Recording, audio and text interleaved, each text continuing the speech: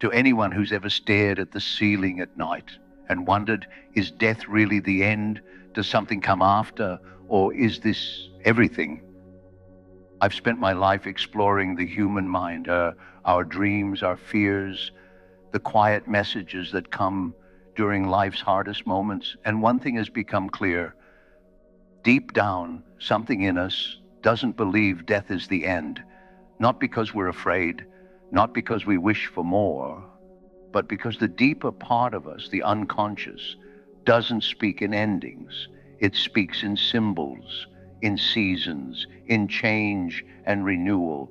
To the psyche, death isn't just a stop, it's a turning point, a transformation, a return to something greater than the small self we think we are. In this video, I want to reflect on what death might mean, not just biologically, but psychologically, spiritually. What does the inner world have to say about death, and why, beneath all our fear, there might be a quiet knowing that death is not the end? Before we begin, I want to ask you something. What do you believe happens after we die? Let me know in the comments. Let's begin. Why do you fear death? You might think it's about pain or the idea of disappearing forever, but the real fear runs deeper than that. It's the fear of losing control, of stepping into something you can't understand with your rational mind. Your ego, your sense of I, was never built to handle its own ending. It wants to hold on, to stay in charge, to keep things the way they've always been. But death doesn't ask your permission. And that's what terrifies you. It reminds you that there are forces at work far beyond your will. It strips away everything the ego depends on: identity, status, memory, even time. But here's the strange thing. While your ego fears death, your deeper self does not. The unconscious, the psyche, doesn't treat death as a wall. It treats it as a doorway. Not an ending, but a transition. Not a punishment, but a return. The fear you feel is real, but it's not the whole truth. Sometimes what you call fear is really your ego clinging to the known, while your soul is quietly preparing for the unknown. The question is, are you willing to listen to that deeper part of you? Because the moment you stop running from death, you begin to live with more honesty and more peace. There's a part of you that's terrified of death. It wants answers, certainty, control. It says, what will happen to me? Will I still exist? But there's another part of you, quiet, hidden, deeper, that isn't afraid at all. This part doesn't speak in words. It shows itself in dreams, in symbols, in the strange peace you sometimes feel when everything falls apart. It's the part of you that knows death is not the end, but a return, a shift, a movement into something larger than your everyday self can understand. You might call it the soul, or the self, or simply the unconscious. It carries an ancient wisdom, older than your name, older than your memories. It doesn't fear death because it doesn't see life as separate from it. To this deeper part of you, life and death are not enemies. They are two sides of the same mystery. So when you feel afraid, truly afraid, remember this: you are not just your fear. There is something in you that watches and waits and knows, and that part of you is not afraid. Have you ever dreamed about death? Maybe someone you love dies in the dream. Maybe you do. Maybe it's vague, just a feeling of something ending. Most people wake up from dreams like that, feeling afraid. But in the language of the psyche, death doesn't usually mean something bad. It often means change. The unconscious doesn't speak in facts or logic. It speaks in images, in symbols. And in that world, death is not just an ending, it's a transformation. When something dies in your dream, it might mean that something inside you is ready to be let go. an old belief, a role you've been playing, a part of your identity that no longer fits. Death in a dream doesn't mean you're dying. It means something in you is shifting, shedding, making space for something new. These images don't appear to frighten you. They come to guide you, to prepare you, to show you what your conscious mind may be avoiding. So the next time you dream about death, pause before jumping to fear. It may not be about actual death at all.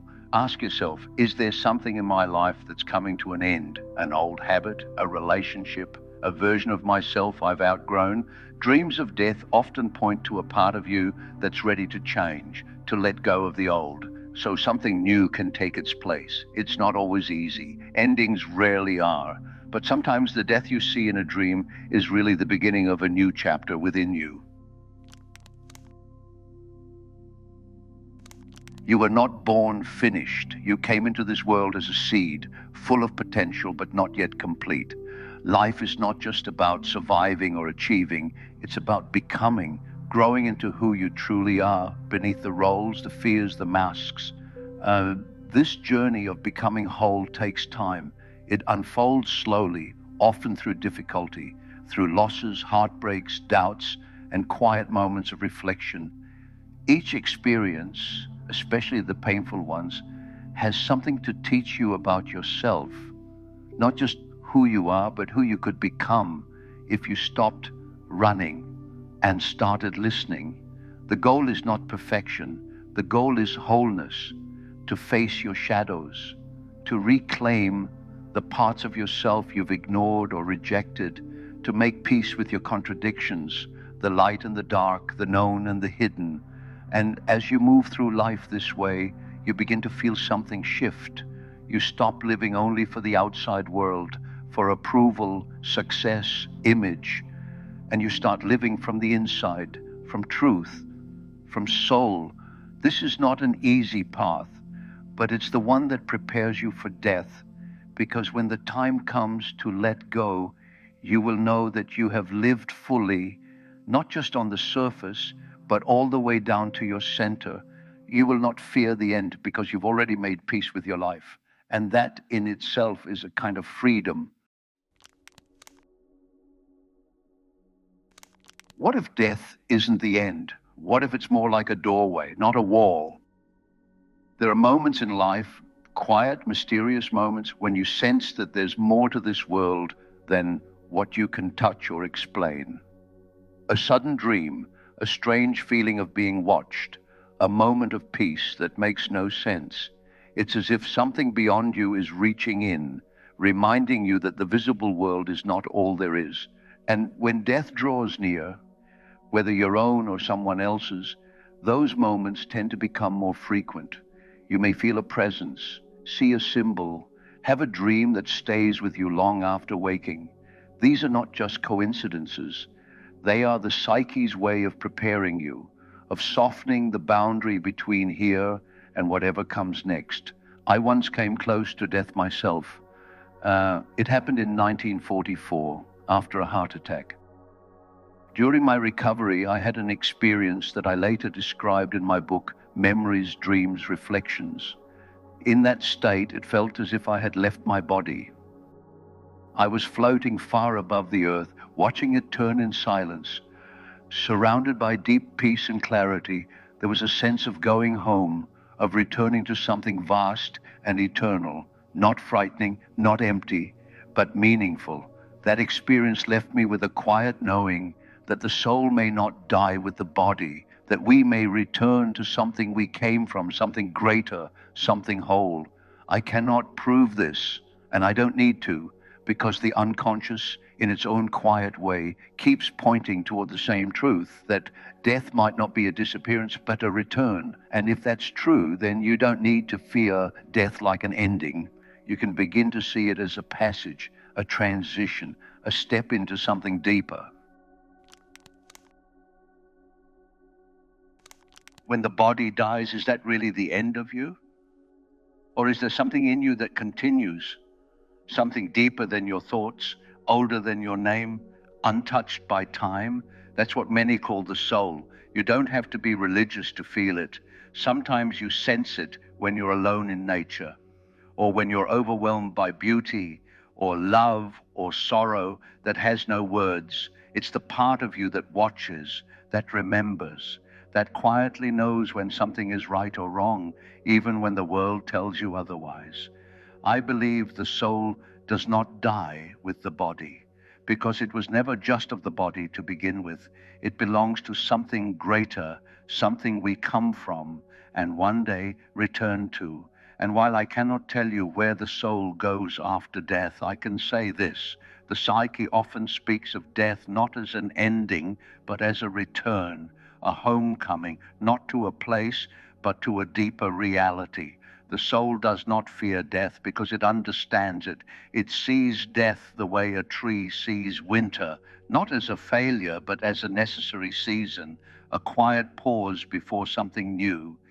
So ask yourself, what if the part of you that loves, that dreams, that knows, can't be destroyed?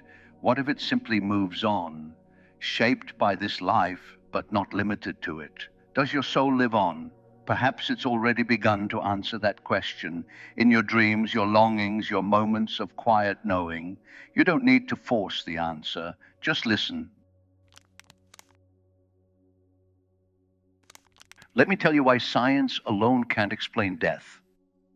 Science can tell you many things. It can measure your heartbeat, scan your brain, track the exact moment when life leaves the body. But it cannot tell you what death means. It cannot explain why people see loved ones in their final moments, why near-death experiences often bring peace instead of fear, why dreams of the dead sometimes feel more real than waking life. These things can't be measured with instruments, but that doesn't make them meaningless. You see, science is a powerful tool, but it's not the only one. There's another way of knowing, one that comes through the psyche, through symbols, through inner experience. When you reduce life to chemicals and neurons, you lose something essential. You lose the mystery, the depth, the part of you that whispers, there's more than this. That's where meaning lives, in what you feel, what you dream, what moves you to tears for reasons you can't explain. So while science can explain how death happens, it struggles to tell you why it matters, why it feels the way it does, why it stirs something in your soul that no data can touch. That's why you must look beyond facts alone, not to reject them, but to remember that you are more than just a body, more than just a mind. You are a meaning-making being. And some truths, especially about death, are not meant to be proven, but felt. So how can you live with death in mind? Well, most people try not to think about death. They push it aside as if ignoring it will make it go away. But what if you didn't run from it? What if you let the reality of death sit beside you quietly, like a guest at the edge of the room, not to frighten you, but to remind you? You see, when you truly face the fact that life ends, you begin to live differently. You stop wasting time on things that don't matter. You speak more honestly. You love more deeply. You become less interested in being perfect and more interested in being real. Death has a strange power, not because it destroys life, but because it reveals what's most alive in you. When you live with death in mind, you start asking deeper questions. What do I truly value? Who do I want to become? What part of me am I still waiting to express? You stop pretending you'll live forever, and because of that, you begin to live on purpose.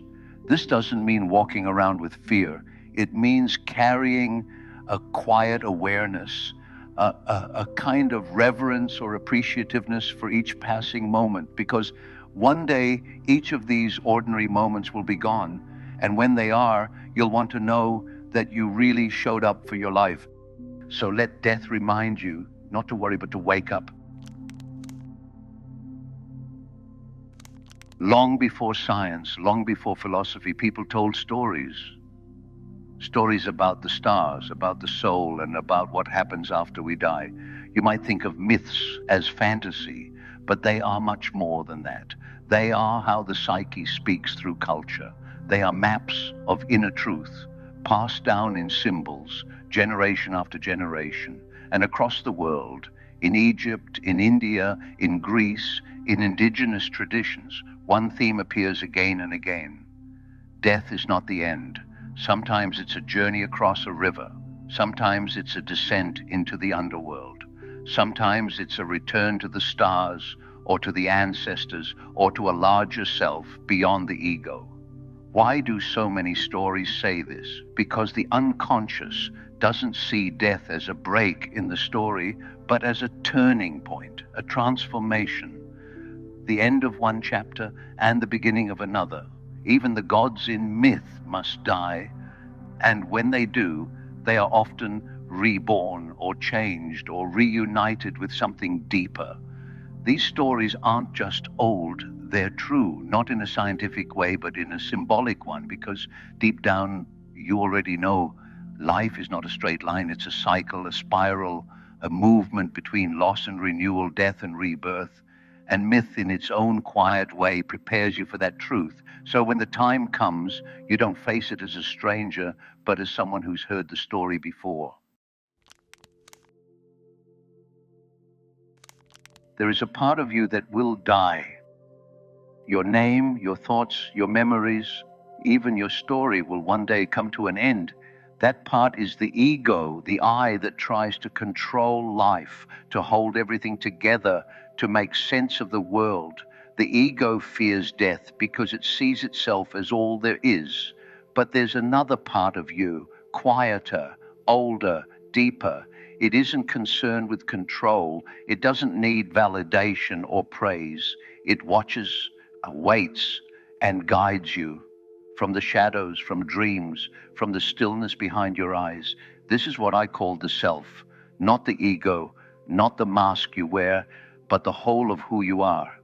Conscious and unconscious, light and shadow, earth and spirit.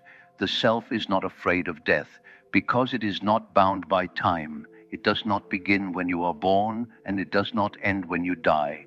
You may feel small, temporary, fragile, but within you lives something vast, something death cannot touch. And the strange paradox is this: the more you connect with that deeper part of yourself, the less you fear letting go of the rest, because then you know you are not just a body, not just a name, not even just a mind. You are a soul on a journey toward wholeness. And death is not the end of that journey, but a return to where it began.